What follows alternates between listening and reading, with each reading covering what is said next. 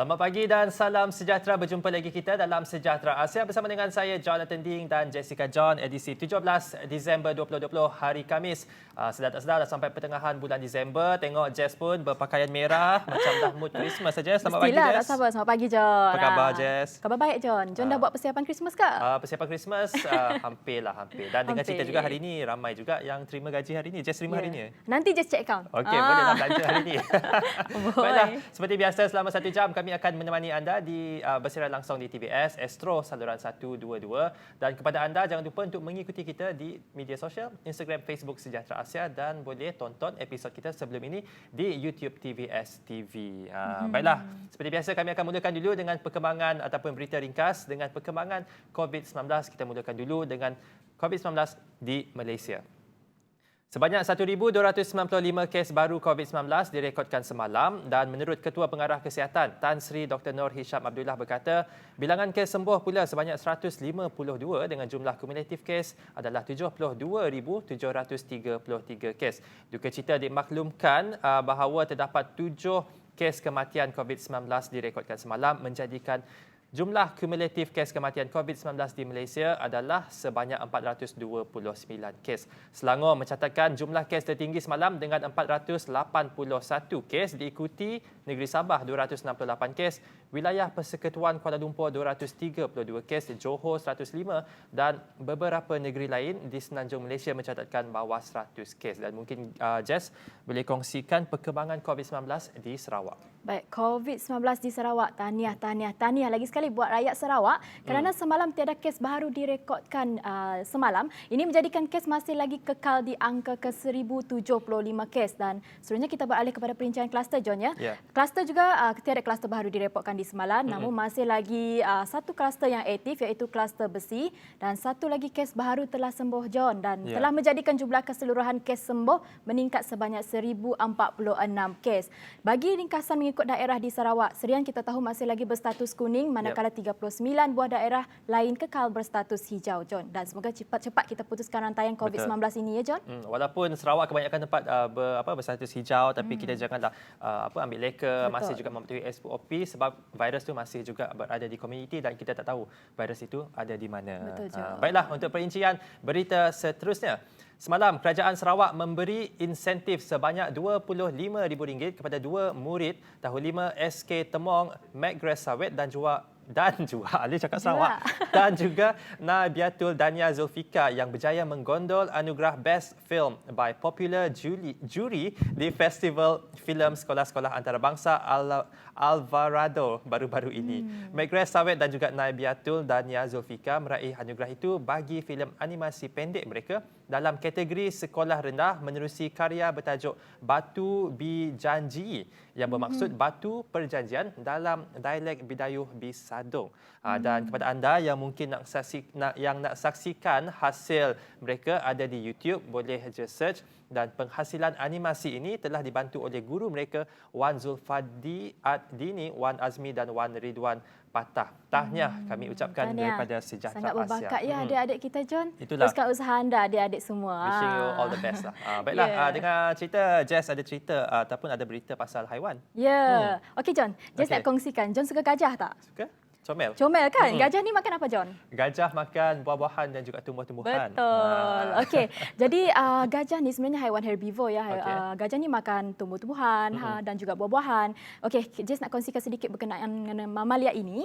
Okey, Sri Lanka dikatakan merekodkan kematian gajah tertinggi di dunia selepas lebih 400 haiwan itu mati pada tahun ini. Menurut pakar haiwan dan ketua Pusat Pemeliharaan dan Penyelidikan Gajah, ini berpunca daripada konflik manusia haiwan dan usaha pemeliharaan yang dianggap masih tidak mencukupi kesian gajah-gajah tersebut. Itulah. Tapi pada tahun ini sahaja 409 kematian direkodkan ya dan jumlah peningkatan itu mencatatkan peningkatan yang drastik berbanding tahun lalu. Jadi kita berharap bahawa usaha pemeliharaan lebih ditingkatkan lagi agar spesies mamalia ini lebih terlindung. Betul. Ya John.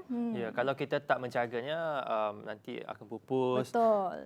Dalam kita melindungi manusia sesama manusia ni kita haruslah melindungi haiwan dan juga tumbuh-tumbuhan yang berada di sekeliling kita. Baiklah, jadi itulah apa yang kita boleh atau inisiatif kita untuk memelihara dan memelihara tumbuh-tumbuhan dan juga haiwan. Kita buatlah segala baik yang kita boleh lakukan. Betul, John. Baiklah, itu saja antara berita ringkas yang kami nak kongsikan kepada anda. Kita akan berehat sebentar dan selepas ini kami akan bersama dengan seorang tetamu yang cukup istimewa.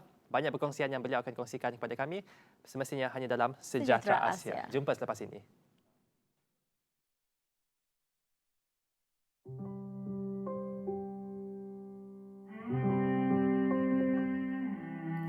Junjung tinggi cita-cita bangsa, hormatilah perlembagaannya.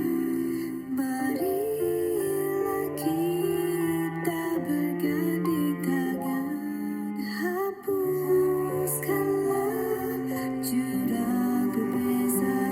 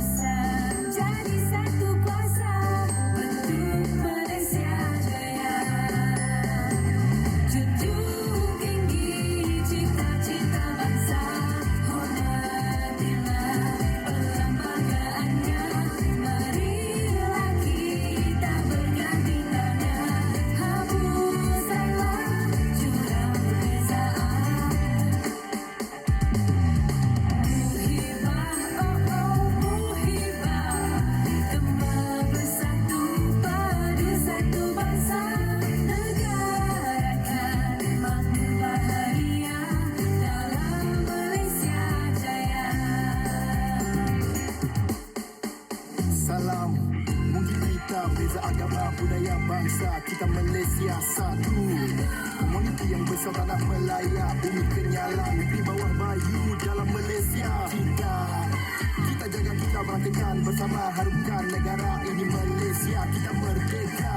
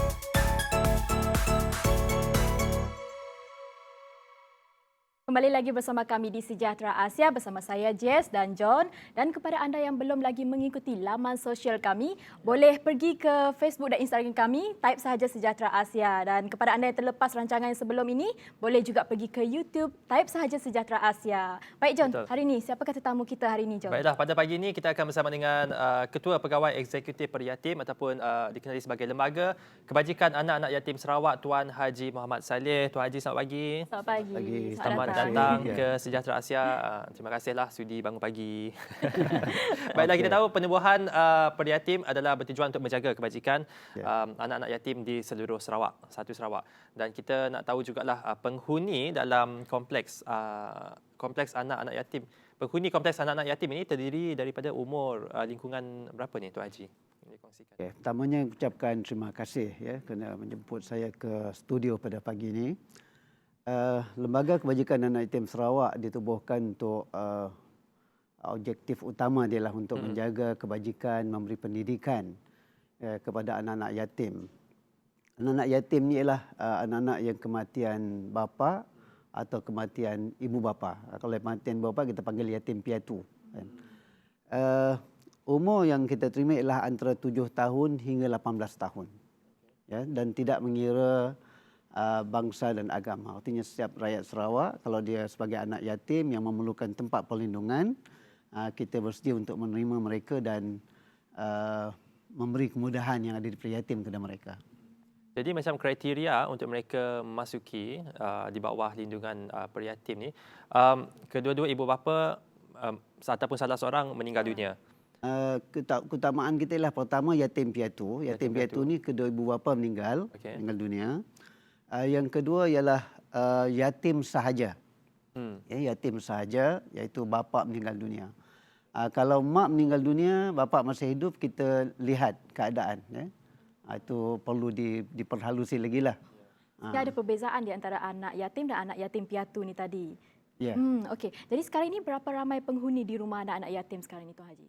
Okey, di seluruh Sarawak kita ada 4 buah cawangan rumah anak yatim, iaitu di Kuching, Komplek Kebajikan Laila Taib, di Sibu, Komplek Kebajikan Anak-anak Yatim Sibu, di Bintulu, Komplek Kebajikan Anak Yatim Bintulu, dan di Miri, Komplek Kebajikan Hamidah Yaakub. Keseluruhan di keseluruhan di 4 pusat ini kita ada sekitar 340 orang. 340 orang. Adakah jumlah itu semakin meningkat ataupun bagaimana?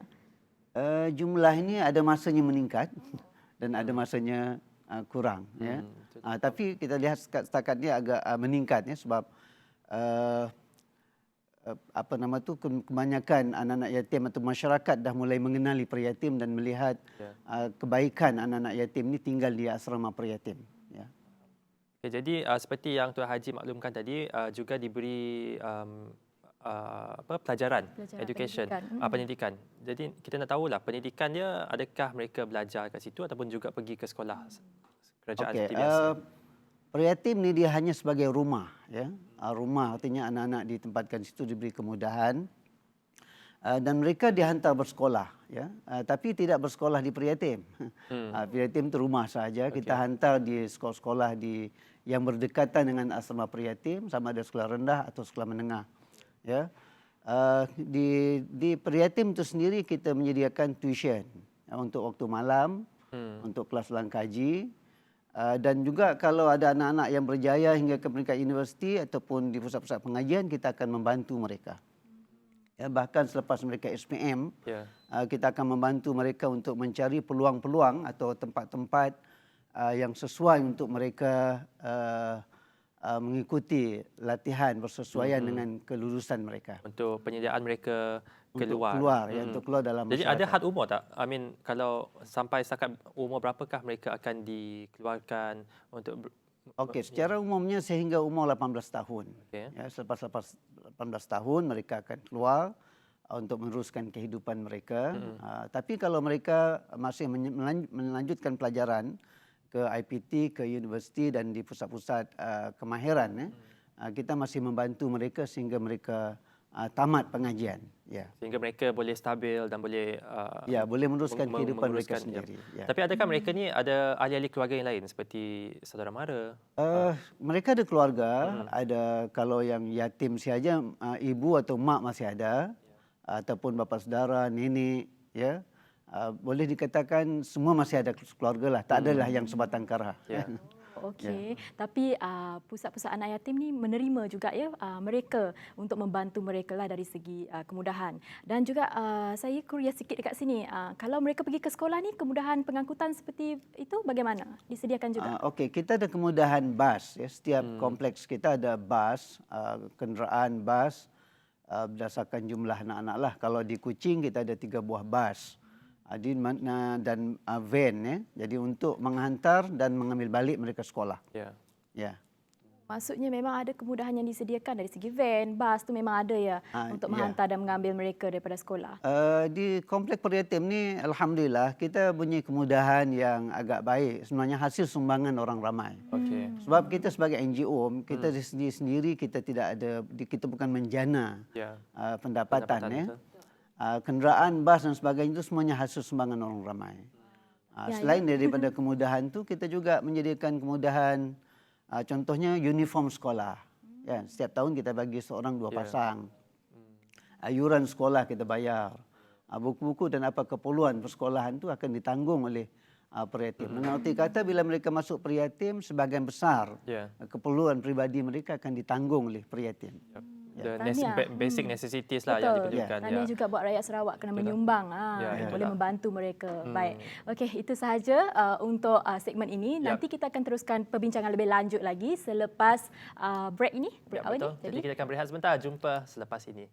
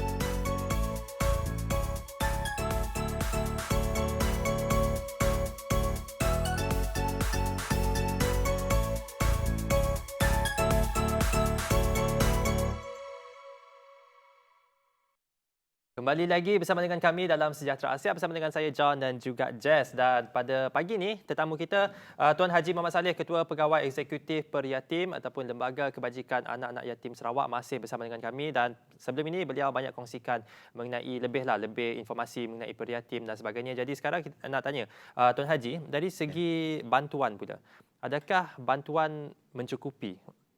Ataupun adakah lagi memerlukan bantuan dari pelbagai segi? Peryatim merupakan sebuah NGO di mana kita mendapat mendapat grant daripada kerajaan, tapi tidak sepenuhnya. Tapi sebahagian besar pendapatan kita adalah bergantung kepada sumbangan orang ramai.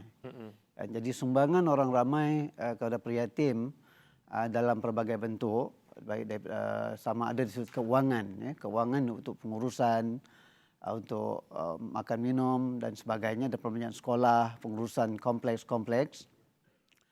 Selain daripada itu juga masyarakat juga banyak menyumbang dalam sudut makanan, beras, makanan kering, makanan yang telah bermasak, Jadi ini semua dapat membantu meringankan bebanan Peryatim lah. Begitu juga ada juga agensi-agensi kerajaan yang membantu dalam sudut-sudut lain, contohnya latihan kemahiran.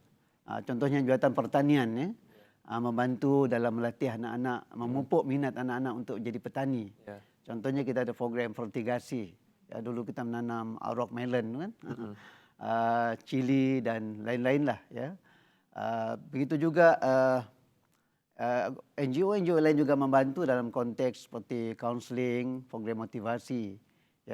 Dan sebagai sebuah NGO memang kita sangat memerlukan bantuan masyarakat ni dari masa ke semasa. Jadi kalau macam masyarakat nak menyumbang, macam mana mereka boleh menyumbang?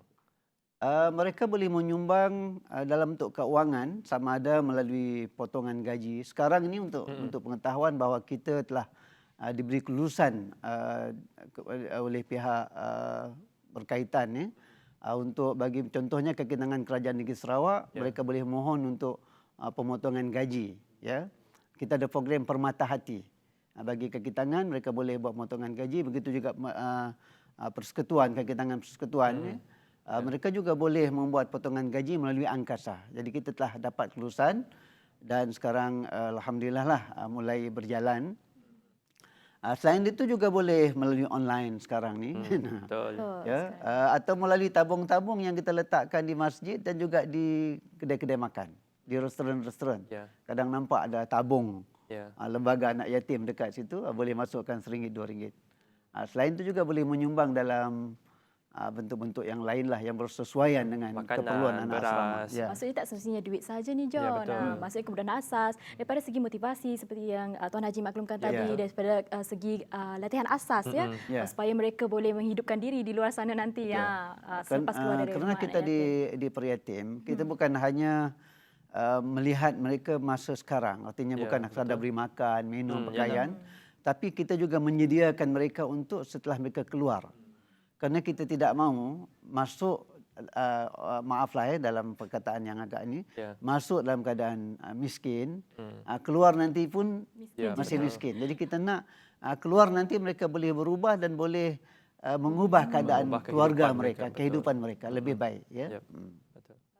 Okey, dan juga apa antara aktiviti yang dibuat anak-anak yatim ketika menyambut musim perayaan ni Tuan Haji?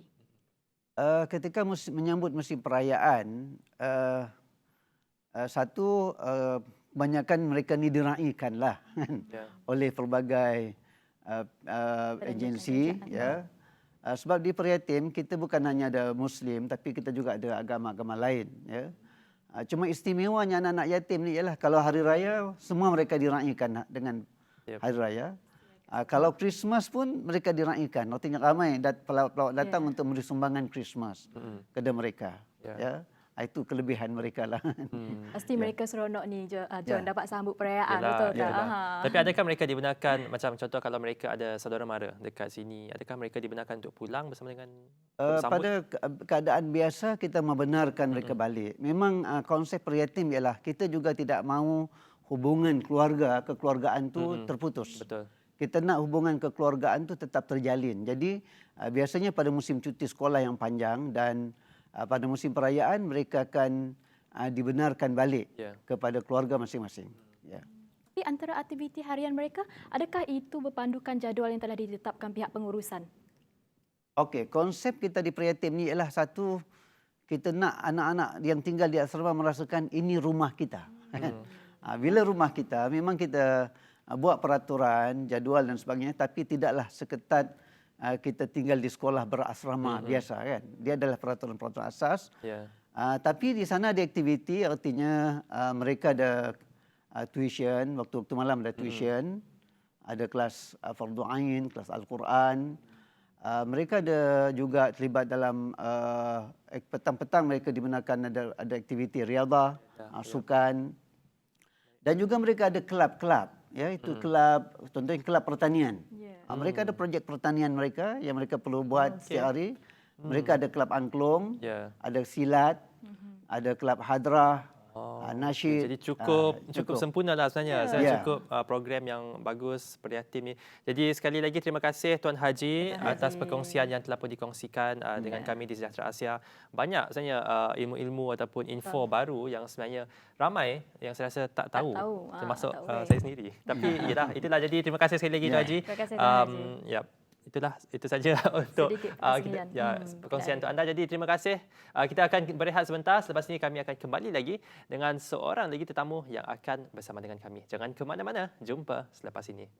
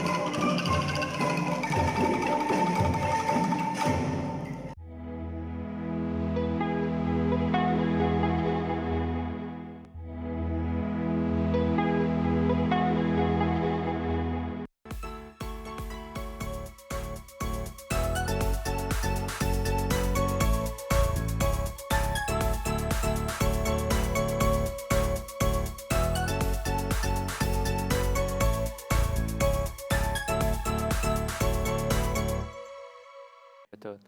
Okey, cakap pasal pelaburan ni. Kita tanya, saya nak tahu pandangan Cik Wan Alif. Ya. Kalau seseorang menggunakan pinjaman untuk melabur di sebuah platform, adakah itu satu tindakan ataupun satu inisiatif yang Bijak. wajar ataupun bijak? Okey, terima kasih. Jo, atas soalan Meminjam untuk melabur. yang menarik. Satu je perkara yang saya nak sebut, tepuk dada tanya selera. Mun kita mampu, boleh. Mun kita si mampu, si boleh. Bukan si boleh, maksudnya lihatlah kemampuan kita. Boleh, sebab ia digelar sebagai simpanan simpanan yang wajib. Maksud dia kita punya kira arahan wajib kita lah. Sebab apa? Bila kita loan, kita dah ada komitmen bulanan. Bila kita ada komitmen bulanan, kita harus membayar ikut jadual yang dah ditetapkan. Mungkin dari loan, kita boleh ambil loan untuk buat simpan, boleh. Sebab apa? Mungkin duit dia untuk kita dana kecemasan kita. Kita si tahu malapetaka kita yang berlaku selepas tu. Apa yang terjadi dengan kita selepas tu. So, duit kecemasannya perlu disimpan. Jangan dibelanja. Dan yang paling penting juga, disiplin lah. Commit every month kena bayar menyemadah 200, jangan 150, 50 tak kira kuring minyak tanya. Jangan bayar minimum. Jangan macam madah 200 jadual madah 200. Dan dapat buat pinjaman dia sekiranya dapat tahun yang pendek, contoh 5 tahun, go ahead. 3 tahun, go ahead. Jangan terlalu panjang. Jadi panjang si digalakkan. Panjang si digalakkan sebab mungkin si akan mendatangkan apa-apa keuntungan bagi kita. Nya seolah-olah kira menambahkan beban ataupun bulanan komitmen bulanan kita lagi. Ya jangan nak bayar tok. Tambah lagi bayar ya dengan disiplin yang kita ada. Dahlah kita tenggelam dengan hutang-hutang. Nak beli kata iPhone yang terbaru ni itu, tapi PS5 lagi. Depend kepada seseorang mana mampu reward diri dia pun. Semestinya tak ngikut trend orang. Kono ya ada iPhone, aku pun ada iPhone. Ya ada PS semuanya mau. pun. Ya mesti mau ada. Si mau kalah. Bang kata orang Sarawak, si mau alah. Si mau. Ialah secara rumusan John dengan Jess. Tepuk dada tanya saudara. Sekiranya kita mampu, boleh cuba dengan amount yang rendah ataupun terus amount tinggi. yang mampulah. Ya, betul.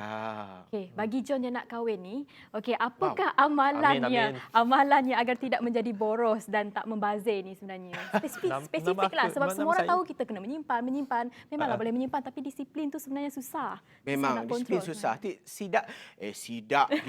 Tidak dinafikan jugalah. Saya pun dan semua pun memang ada masalah disiplin juga. Betul. Tetapi depend kepada kepada tadi situasi kita juga. Mungkin saat bujang tu kita set dah komitmen gila cuma bayar kereta, kita masih duduk di rumah duduk di rumah orang tua kita. Tetapi mun kita asyik nyimpan dalam tempoh 1 hingga 5 tahun memang agak bermasalah kita lah. Dan satu pun kos perkahwinan mungkin zaman PKP tu kita dapat Jimat jimat sikit. lah. Betul. Tapi in future kita sih tahu. Dan depend juga kalau sebelah perempuan mau yang grand juga. Si kanak lelaki madah kita Dengar malah ya, John? PKP. Yang paling Prepare, penting ya prepare awal. simpan je kita. Simpan apa-apa pun matlamat adalah simpanan. Platform macam-macam platform kita ada. Contoh untuk pendidikan tadi SSPN. Ya. Simpan aja dan buat potongan auto debit internet bank potongan gaji biarnya si berasa potong Automatic, setiap kan? bulan. Betul. Jadi simpanan ni agak berbaloi bila kita nak guna. Jabatan SSPN tadi, John. Betul. Buatlah untuk perkahwinan, untuk pendidikan anak-anak, semua tu. Dengar tu, John. Pandai ya you. Alang-alang ni dah ada kat Betul. sini. Bolehlah Rancang, apply ya. sekali ya. Betul. Nak kahwin pun kena rancang. Ni apa sebarang. Betul. Betul. Kahwin hanya sekali. Kalau 2 kali tu no comment lah. Itu sendiri tanggung lah. Hal Ya, sendiri ya. lah.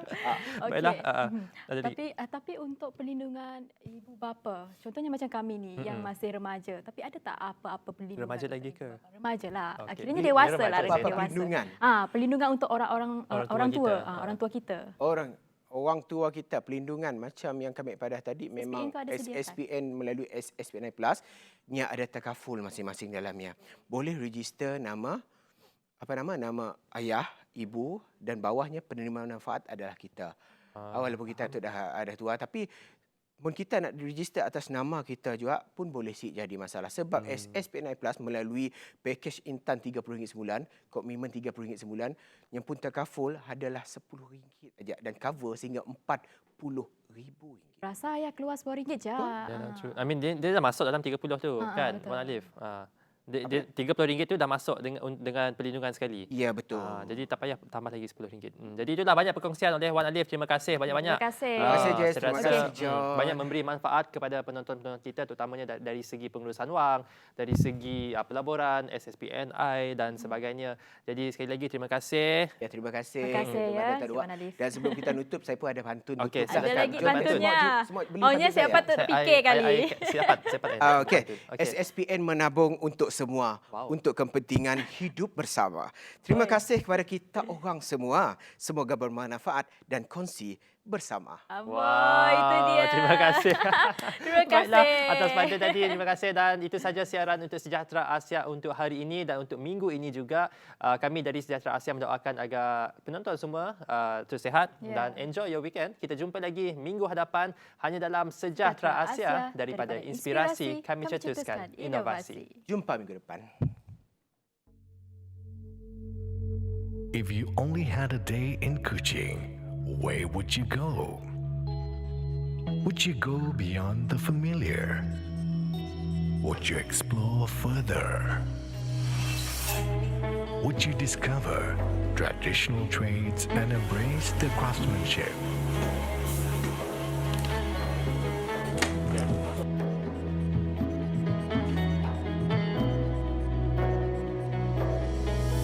Where all trades thrive over generations of makers. Would you explore a city where past legacies are visible in heritage and culture?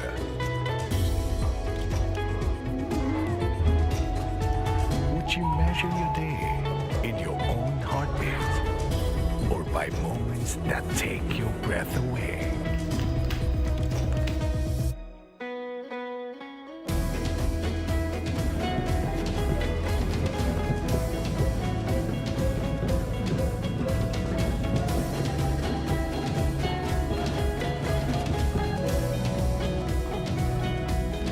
Discover an adventure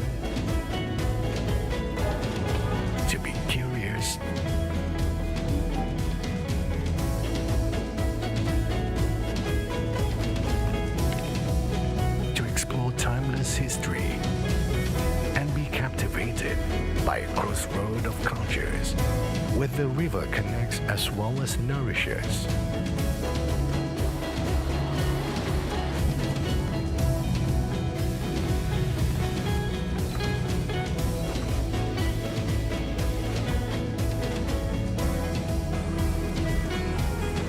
Where various ethnics coexist in harmony with differences yet seeking common ground.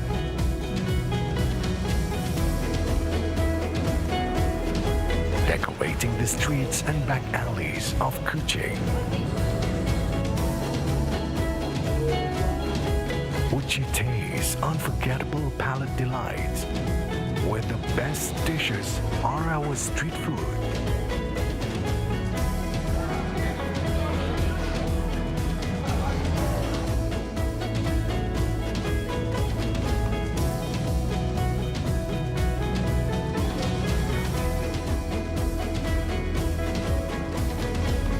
Go stroll at the markets for exotic finds like the rebel shoots, sour terung asam, and popular midden foods.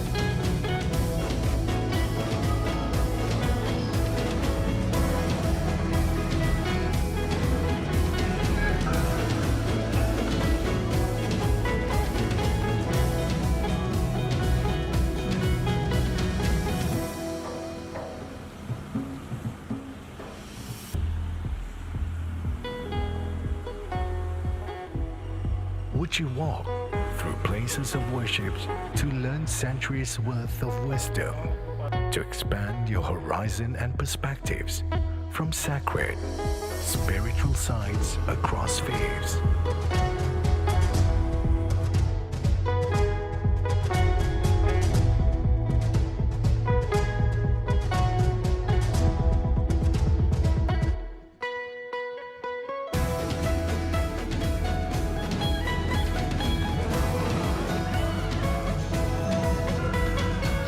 Would you make a variety of colorful memories?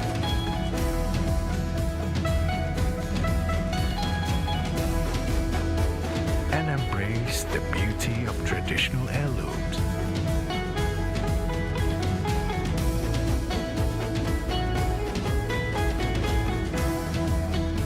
Or take the time to browse for modern goods where international brands are welcome?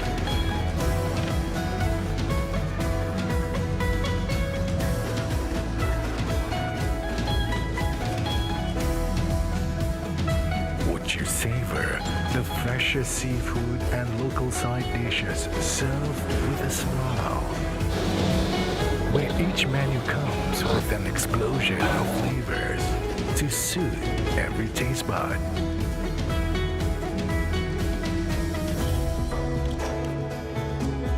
Would you make friends with the people and turn strangers into friends?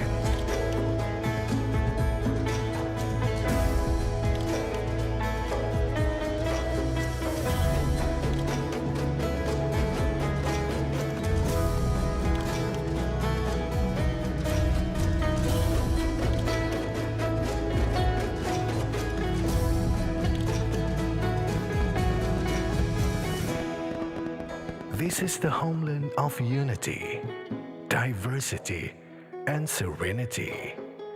This is Kuching City.